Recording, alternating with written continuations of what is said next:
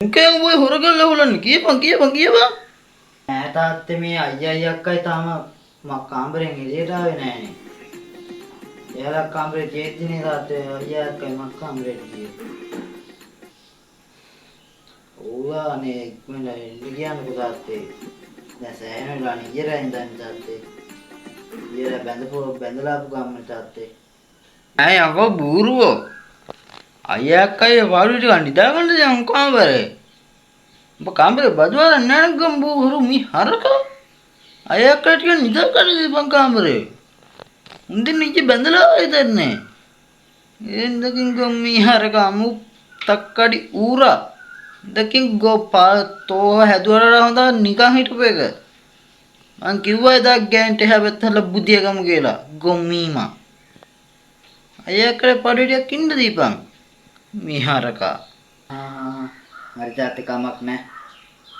මම නිකන් ඇහුවේ තාත්තේ හරි කමක් නෑ තාත්තේ. A few moments later.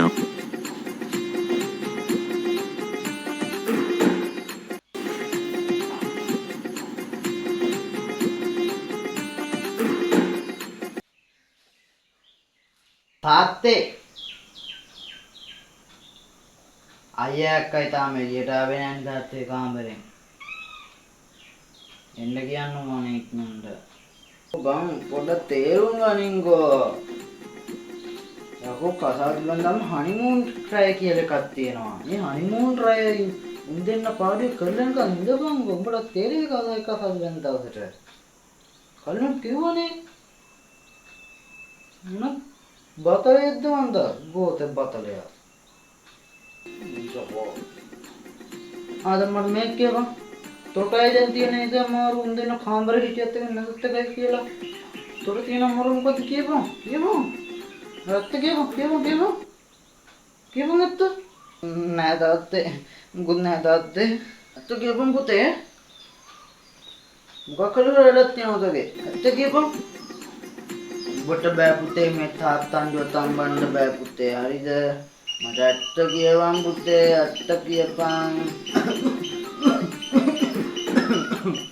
ඇත්ත කියපන් පුතේ. උඹට බෑ මේ තාත්තන්ව තම්බන්න ඇත්ත කියපන්. ඇත්ත කියපන් මම කොස්තෙන් තුර නිරන්ද කලින් කියපන් ඇත්තමද? කියපන් ඇත්ත. නෑ තාත්තේ. මේකයි කතාව. ඊයේ රෑ අයියා මගෙන් වැස්ලින් එක ඉල්ලුවා තාත්තේ. මං අයියාට දීලා තියෙන්නේ මේ සුපර් ග්ලූ එක තාත්තේ. ඒ කරලා තියෙන ගෝත සිප්පයිය තෝ වැඩ කරන්නේ. දැන් යුකප. කිව්වම රිදුනද සුද්දා දවස් තුනක් මං ගැනම හිතුවද සුද්දා උඹ දන්න ස්මෝක මම බැලුවා පසුද්දා උඹ මම වවුස්ස පසුතැවි පසුද්දාම උඹේ